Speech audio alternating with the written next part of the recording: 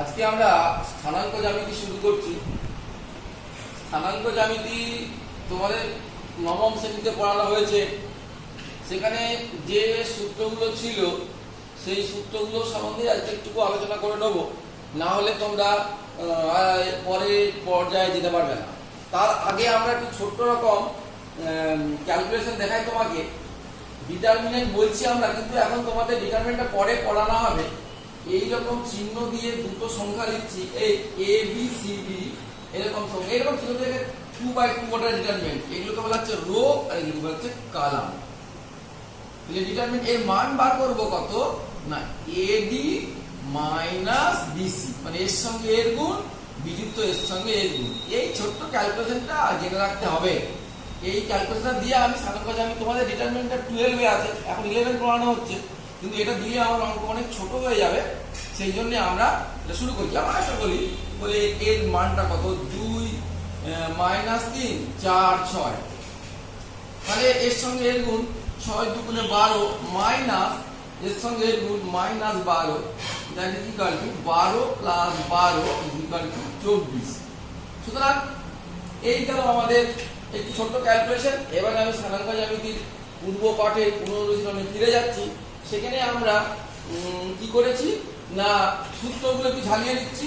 কিরকম সূত্র না, ডিসট্যান্স ফর্মুলা গুলো তোমরা যে বই পড়ছো তাই বইয়ে ভালো করে দেখে নেবে।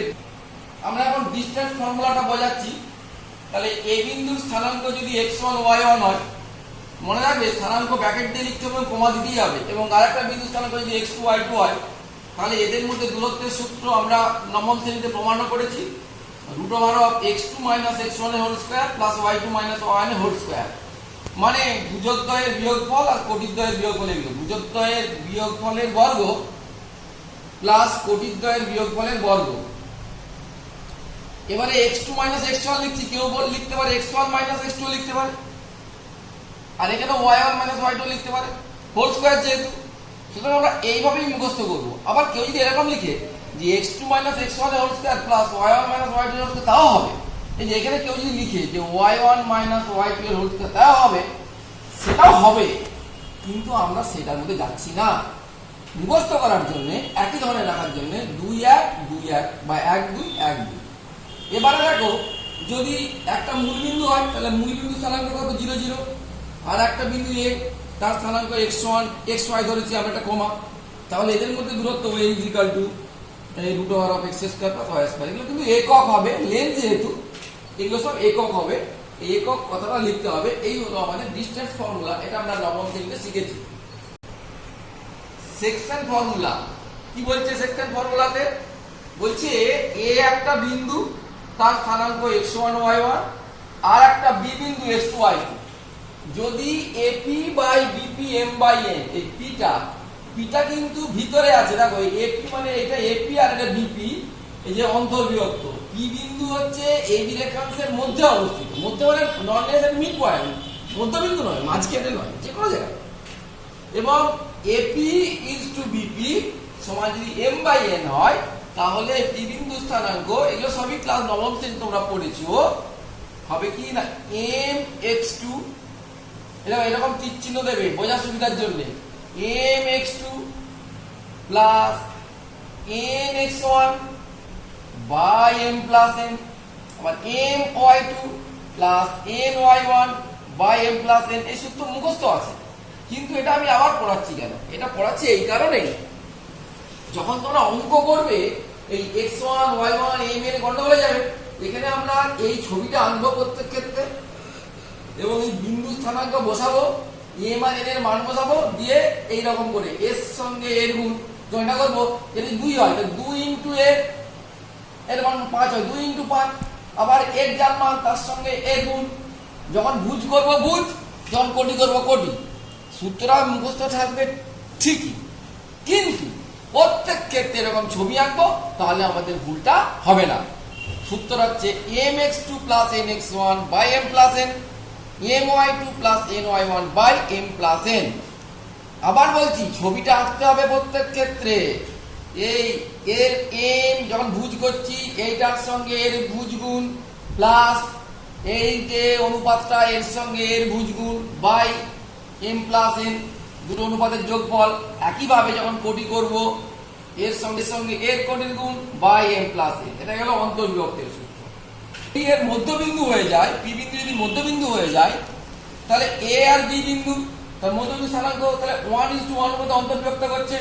তাহলে কি হবে দেখো, 1 × x2 লিখেছি, আমি এভাবে করি দেখো, যে পি বিন্দু স্থানাঙ্ক হবে কত, 1 × x2 এর সঙ্গে এর গুণ, তাহলে x2 প্লাস 1 × x1, এই যে x1 বাই 1 প্লাস 1 মানে 2, কমা আবার m y1 করব m y2, তাহলে হচ্ছে y2 আবার এর সঙ্গে এর গুণ plus y1 by m plus n, তাহলে মধ্যবিন্দু স্থানাঙ্ক হয়ে গেল x1 plus x2/2 y1 plus y2/2। লিখেছি কিন্তু x2 প্লাস x1/2, ওটা বোঝার জন্য।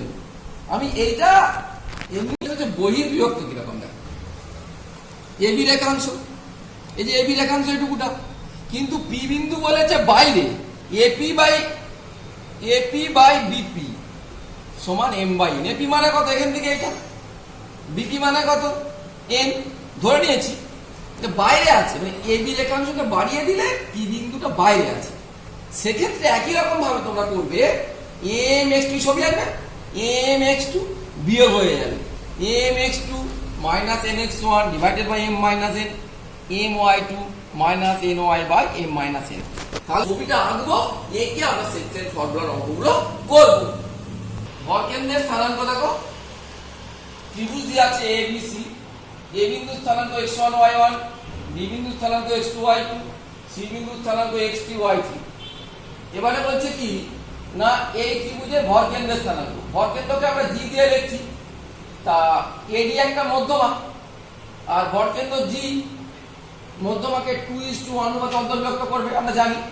তাহলে ডি বিন্দু স্থানাঙ্কটা কত হবে না, ডি বিন্দুর মধ্যবিন্দু এই বি আর সি এর মধ্যবিন্দু, তাহলে কত হবে x2 প্লাস x3/2 প্লাস কত না না কমা y2 প্লাস y3/2 হলো। তাহলে এবারে আমি আমার ছবি আঁকি বোঝার জন্য, এটা এ এটা ডি, এইখানটায় জি, এইটাই 2, এখানটায় 1, এ বিন্দু স্থানাঙ্ক লিখেছি x1 y1 আর বি বিন্দু স্থানাঙ্ক হচ্ছে কত না x2 প্লাস x3/2 আর y2 প্লাস y3/2। তাহলে জি বিন্দু স্থানাঙ্ক কত হবে mx2, তার মানে m মানে 2, mx2 2 × this x2 plus x3/2 plus ny 1 × y1 y x1 y 2 plus 1, কমা এবারে কি হবে দেখো, এবারে দ্বিতীয় পার্টটা যখন আমরা করব, আবার my2 2 × y2 plus y3/2 plus 1 × y1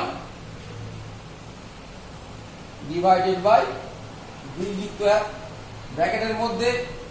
এই স্থানাঙ্ক হবে mx2 plus nx1 by m plus n, একইভাবে my2 plus ny1 by m plus n। সরল করলে হবে যে x1 plus x2 plus x3/3 আর y1 plus y2 plus y3/3। এই হলো ত্রিভুজের ভরকেন্দ্রের স্থানাঙ্ক। একটা ত্রিভুজের তিনটে শীর্ষবিন্দুর স্থানাঙ্ক যদি x1 y1 x2 y2 x3 y2 হয়, তার ভরকেন্দ্রের স্থানাঙ্ক হচ্ছে x1 plus x2 plus x3/3 y1 plus y2 plus y3/3।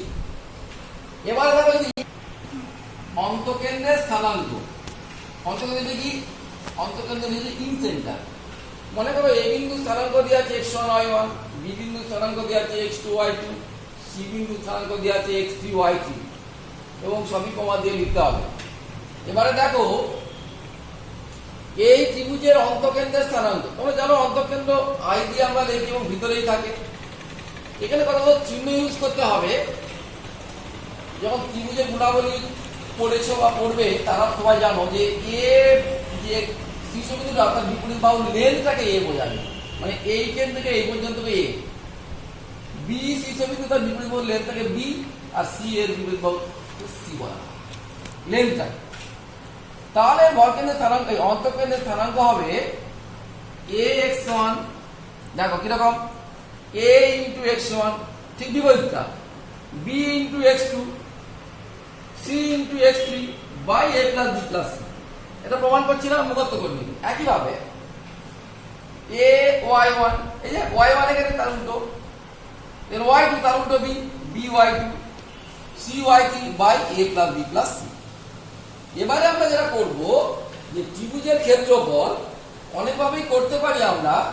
ত্রিভুজের ক্ষেত্রফল দেখো, ত্রিভুজের তিনটে শীর্ষবিন্দু স্থানাঙ্ক দেওয়া আছে, এটাও আমি প্রমাণ করছি মনে রাখার জন্য। করবো কি না, আমি ওই ডেল এবিসি যদি লিখি, আমি এইভাবেই অঙ্ক করবো ম্যাক্সিমাম ইজিক্যাল টু, দেখো না এর ক্ষেত্রফলের সূত্র হচ্ছে একটু ওই যে বলেছিলাম ডিটারমিনেন্ট শিখেছিল, দুটো বিন্দু স্থানাঙ্ক লিখে নেবো পরপর করে, এই x1 y1 x2 y, clear? দুটো বিন্দু লিখে দিয়েছি। এই 3 নম্বর বিন্দুটা সব থেকে বিয়োগ করে দেবো, ভুজ থেকে ভুজ বিয়োগ, কোটি থেকে কোটি বিয়োগ, ভুজ থেকে ভুজ বিয়োগ, কোটি থেকে কোটি বিয়োগ। এইটা হলো এই ত্রিভুজের ক্ষেত্রফলের সূত্র। এর মানটা কি করে হবে না, এর সঙ্গে এর গুণ, যেহেতু এর সঙ্গে এর গুণ। এইভাবে আমরা অঙ্ক করবো, যখন আমরা থিওরেম করবো, যখন অঙ্ক করবো তখন আমি বোঝাবো যে এইভাবে অঙ্ক করলে সবচেয়ে সহজ হবে। এছাড়া আমাদের আরো অনেক রকম করে সূত্র করতে পারি। ইজিক্যাল টু লিখতে পারি হাফ ইন্টু, দেখো কিরকম সূত্র, প্রথমে দেখো আমরা ওই x y মাইনাস y, সবে তিনটে লিখবো, x y minus y, x y minus y। এবারে বৃত্ত এঁকে দিই 1 2 3, এখানে লিখে দাও 1 2 3, তার মানে x1 into y2 minus y3, 1 2 3 2 দিয়ে শুরু করো, 2 3 1, তাহলে x2 into y3 minus y1, আবার 3 দিয়ে শুরু করো, 3 1 2। Del abc is equal to half into x1 into y2 minus y3 plus x2 into y3 minus y1 plus x3 into y1 minus y। এছাড়া আমি যদি পাল্টিয়ে দিই একই রকম করে হবে, হাফ ইন্টু দেখো y x minus x plus y x minus x, যে যেমন করে লিখতে পারে বাইরে। এই ছাড়া আরেকটা ভাবে আমরা ত্রিভুজের ক্ষেত্রফল বার করতে পারি, কিরকম দেখো y1 x2 y2 x3 y3, এটাকে আবার রিপিট করে দেবো, x1 y1 এর ক্ষেত্রফল ডেল ইজ ইকুয়াল টু, এটাকে গুণ করলে হবে আর কি, del is equal to half into এর সঙ্গে এর গুণ, কত হবে x1 y2, এর সঙ্গে এর গুণ x2 y3, এর সঙ্গে ওর প্লাস x3 y1, এটা একটা গেল, মাইনাস উল্টো দিকে কত হবে y1 x2, এটা কত হবে প্লাস y2 x3, এটা কত হবে plus y3 x1, second bracket শেষ। এইভাবে হলো। এবার যদি চতুর্ভুজ থাকে তাহলে একই রকম করে করবো, এরকম কি করে করবো না, চারটে বিন্দু পরপর লিখে নেবো, আবার প্রথম বিন্দুটা লিখে দেবো একইভাবে, সঙ্গে একই রকম ক্যালকুলেশন। এবার হচ্ছে আমাদের আজকে এখন ট্রান্সফরমেশন অফ কোঅর্ডিনেট, আমরা স্থানাঙ্কের পরিবর্তনের সূত্রটা আমরা দেখব। বলছে x dash O x, y dash O y dash, এই দুটো স্থানাঙ্ক অক্ষ, লম্ব অক্ষ দুটো, সেই লম্ব অক্ষের সাপেক্ষে পি বিন্দু, সাপোজ এটা পি বিন্দু, পি এটা পি বিন্দু, তার স্থানাঙ্ক হচ্ছে x y। তাহলে এটা এই লেন্থটা x, এই লেন্থটা y, এটা x এটা y, x y। এবারে বলছে অক্ষের দিক পরিবর্তন না করে এই মূল বিন্দুটা যদি আমরা একটা অন্য একটা বিন্দুতে নিয়ে যাই, ও ড্যাশ, যার স্থানাঙ্ক হচ্ছে h কে, এই বিন্দুর সাপেক্ষে, তার সাপেক্ষে এই পি বিন্দুর স্থানাঙ্ক হচ্ছে x ড্যাশ y ড্যাশ। খেয়াল করো, এই একটা নতুন অক্ষ হলো, যেটা একটা নতুন x অক্ষ, আর এটা হচ্ছে নতুন y অক্ষ। মন দিয়ে শোনো, এটা ছিল পুরনো x অক্ষ, পুরনো y অক্ষ, তার সাপেক্ষে পি বিন্দু স্থানাঙ্ক ছিল xy, তার মানে এই লেন্থটা x, এই লেন্থটা y। ক্লিয়ার? এবারে কি বলছে, নতুন একটা অক্ষ, এটা একটা x অক্ষ, এটা y অক্ষ, তাদের মূল বিন্দু o ড্যাশ, তার স্থানাঙ্ক h কে, কার সাপেক্ষে না কোন অক্ষের সাপেক্ষে। তার মানে এই লেন্থটা h, এখান থেকে এই লেন্থটা h, আর এই লেন্থটা k। যদি হয় তাহলে পি বিন্দু নতুন স্থানাঙ্ক এক্স ড্যাশ ওয়াই ড্যাশ ধরে নিচ্ছি, তাহলে এটা এক্স ড্যাশ আর এটা ওয়াই ড্যাশ। তাহলে এই এক্স এইচ এক্স ড্যাশ তার সম্পর্ক কিরকম হবে দেখো, না প্রমাণ করা যায় এটা একটা আয়তক্ষেত্র, তাহলে এইটা যদি এক্স ড্যাশ হয় তাহলে এটাও এক্স ড্যাশ হবে। তাহলে আমাদের এক্স মানে পুরোটা, এইখান থেকে এই পর্যন্ত এটা এক্স, তাহলে এক্স সমান কত না এইটা এক্স ড্যাশ প্লাস এইচ, এটা সূত্র গেল x equal to x dash plus H. আবার দেখো এই পুরোটা ছিল তো ওয়াই, এই পুরোটা ছিল ওয়াই, আর এই অংশটা কে, এইটুকু কে, এই যে যদি এই স্থানাঙ্ক এইচ কে, এটা কে, এটা ওয়াই ড্যাশ, তাহলে ওয়াই ইকুয়াল টু কত না ওয়াই ড্যাশ প্লাস এই পুরোটা সমান এইটা যুক্ত এইটা, পুরোটা সমান এইটা যুক্ত এইটা, তাহলে y equal to y dash plus k. এই হলো আমার ওয়াই এর সঙ্গে আমার ওয়াই ড্যাশের সম্পর্ক। তাহলে কি দাঁড়ালো না দিক পরিবর্তন না করে, না ঘুরিয়ে, শুধু মূলবিন্দুকে যদি আমরা স্থানান্তর করি তাহলে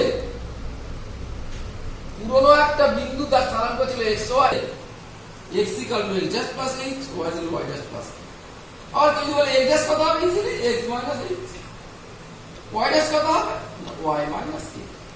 এইটা হলো transformation of coordinate without changing the direction of x axis, মানে পুরনো এক্স অক্ষ নতুন এক্স অক্ষ সমান্তরাল, পুরনো ওয়াই অক্ষ নতুন ওয়াই অক্ষ সমান্তরাল, সেই ক্ষেত্রে হবে x equal to x dash plus h, y equal to y dash plus k. এবার দেখো আমি যদি এক্স ওয়াই জানি আর নতুন মূল বিন্দু স্থানাঙ্ক জানি, তাহলে আমার যে বিন্দু নতুন স্থানাঙ্ক কত হবে এটা পেয়ে যাবে, বা উল্টোটাও হবে। এবারে আমাদের স্থানাঙ্ক জ্যামিতির একটা মোস্ট ইম্পর্টেন্ট আমরা যেটা শিখেছি একদিন করে এসেছি যে কার্টেজীয় স্থানাঙ্ক। কিরকম কার্টেজীয় স্থানাঙ্ক মানে লম্ব স্থানাঙ্ক, যেটাকে বলছি আমরা লম্ব স্থানাঙ্ক, এই লম্ব স্থানাঙ্ক, লম্ব স্থানাঙ্ক। এক্ষেত্রে কি হয়েছে, একটা সমতলে দুটো অক্ষ রেখেছি, যে অক্ষগুলো নাকি পরস্পর লম্ব, তারপরে কোন একটা বিন্দুর ওয়াই অক্ষ থেকে দূরত্বকে বলা হচ্ছে ভুজ, আর এক্স অক্ষ থেকে দূরত্ব বলা হচ্ছে কোটি, তার স্থানাঙ্ক হচ্ছে এক্স ওয়াই, এটা যে অ্যাবসিস এটা অর্ডিনেট। কিন্তু এবার আমরা নতুন একটা স্থানাঙ্ক পদ্ধতি জানবো, যেখানে রেঞ্জটা কি না এক্স ওয়াই এর মান 0 less than equal to x less than equal to infinity, 0 less than equal to y less than equal to infinity, যা কিছু হতে পারে না এক্স এর মান minus infinity less than equal to x আর মাইনাস ইনফিনিটি, যা কিছু মান হতে পারে এটা। তো এদিকে গেলে তোমরা জানো প্রথম পাদ, দ্বিতীয় পাদ, তৃতীয় পাদ, চতুর্থ পাদ সব হয়েছে। এবারে আমরা করব কি, একটা নতুন স্থানাঙ্ক আমরা স্থানাঙ্ক শিখবো যাকে বলা হয় পোলার কোঅর্ডিনেট। পোলার কোঅর্ডিনেট বাংলায় বলছে মেরু স্থানাঙ্ক। তাহলে আমরা আগে কি শিখেছি লম্ব স্থানাঙ্ক, এখন আমরা শিখছি কি পোলার কোঅর্ডিনেট বা মেরু স্থানাঙ্ক। কি বলছে না যেমন এখানে দুটো ফিক্সড অক্ষ ছিল এক্স অক্ষ আর ওয়াই অক্ষ, এখানে তেমন নয়, একটি মাত্র ইনিশিয়াল লাইন ও এক্স, আর একটি বিন্দু একে বলা হচ্ছে পোল, ফিক্সড বিন্দু পোল, আর এটা হচ্ছে ইনিশিয়াল লাইন। এই ইনিশিয়াল লাইন আর পোল কোন একটা বিন্দু স্থানাঙ্ক কি করে জানবো না, বলছে এই যে বিন্দুটা পি ওই মূল বিন্দু পর্যন্ত যোগ করো বা পোল পর্যন্ত যোগ করো, যোগ করে এই যে লেন্থটা হবে এই লেন্থটাকে বলা আছে আর, আর ইনিশিয়াল লাইনের সঙ্গে যে অ্যাঙ্গেল করছে থিটা, সুতরাং এর স্থানাঙ্ক হবে আর কমা থিটা। যেমন ওখানে ছিল এক্স ওয়াই, এখানে আর তাহলে আরটা কি লেন্থ, লেন্থটা কি না মূল বিন্দু থেকে ওই বিন্দু পর্যন্ত, আর অ্যাঙ্গেলটা হচ্ছে থিটা। তাহলে দেখো আর আর থিটার নির্দিষ্ট মানের জন্য বিন্দুটা কিন্তু নির্দিষ্ট, যদি মনে করো আর এর মান 10, থিটার মান 10 দিন, তাহলে একটা বিন্দু পাওয়া যাবে। এগুলো পাল্টে গেলে আবার পাল্টে যাবে। তাহলে এর রেঞ্জ কি হবে? তাহলে আর এর মানটা কি হবে? এখানে এখানে আর এর মানটা 0 less than equal to r less than equal to infinity হবে, লেস দেন ইনফিনিটি হবে। আর এর মান যা কিছু হতে পারে। আর থিটাটা কি হবে? না 0 less than equal two theta less than equal two 360 degree. এই 0 হলে এখানে হবে, এর মধ্যে এর বাইরে হতে পারে না। তাহলে এই হলো আমাদের মেরু স্থানাঙ্কের ব্যাপার। এবারে আমার ব্যাপারটা হচ্ছে যে মেরু স্থানাঙ্কের সঙ্গে কার্টেসীয় স্থানাঙ্কের সম্পর্ক, এটা আমাদের খুব ইম্পর্টেন্ট, এটা আমাদের ভালো করে জানতে হবে। মেরু স্থানাঙ্কের সঙ্গে কার্টেসীয় স্থানাঙ্কের সম্পর্ক এটা আমাদের মোস্ট ইম্পর্টেন্ট। এটা না জানলে আমরা কিছু অঙ্ক করতে পারবো না। বলছি কি, ওটা মুছে দিয়ে বলি যে কোন স্থানাঙ্কের যে এক্স অক্ষকে, ধনাত্মক এক্স অক্ষকে যদি ইনিশিয়াল লাইন ধরি, এই হলো আমাদের মূল বিন্দু, এটা x dash x x dash y y dash. এবারে বলছে মেরু স্থানাঙ্কের এইটাকে, শুধু এইটুকুটাকে, এখান থেকে এইটাকে আমরা ধরি ইনিশিয়াল লাইন, আর এইটাকে যদি আমরা পোল বলি, তাহলে কি করছে না লম্ব স্থানাঙ্কের ধনাত্মক এক্স অক্ষকে যদি মেরু স্থানাঙ্কের প্রাথমিক রেখা বা ইনিশিয়াল লাইন ধরি, আলাদা লম্ব স্থানাঙ্কের ধনাত্মক এক্স অক্ষকে যদি মেরু স্থানাঙ্কের ইনিশিয়াল লাইন ধরি এবং লম্ব স্থানাঙ্কের মূল বিন্দুকে যদি মেরু স্থানাঙ্কের পোল ধরি, তাহলে যে পি একটা বিন্দু তার স্থানাঙ্ক xy এই লম্ব স্থানাঙ্কের সাপেক্ষে আর r থিটা মেরু স্থানাঙ্কের সাপেক্ষে, তাহলে xy এর সঙ্গে r থিটার সম্পর্ক আমাদের আজকে নির্ণয় করতে হবে, ইম্পর্টেন্ট। তাহলে দেখো এখান থেকে আমি লম্ব টানলাম, তাহলে এটা x আর এটা y, এটা আমার কিছু বলার নেই, যেহেতু এর স্থানাঙ্ক xy, তাহলে ভুজটা x কোণটা y। এবারে মেরু স্থানাঙ্কের নিয়ম অনুযায়ী বলেছে ইনিশিয়াল লাইন ও x, এইটা হচ্ছে পোল, এইখানে যোগ করে দিলাম মূল বিন্দু পর্যন্ত, তাহলে এইটাকে r বলছি, যেহেতু এর r বলেছে, আর এই অ্যাঙ্গেলটা থিটা, মানে ইনিশিয়াল লাইনের সঙ্গে এই লাইনটা যত কোণ করে থিটা বলি। তাহলে আমরা বলতে পারি এই সমকোণী ত্রিভুজ থেকে x বাই r লম্ব বাই অতিভুজ সমান cos থিটা, তার মানে x r cos থিটা।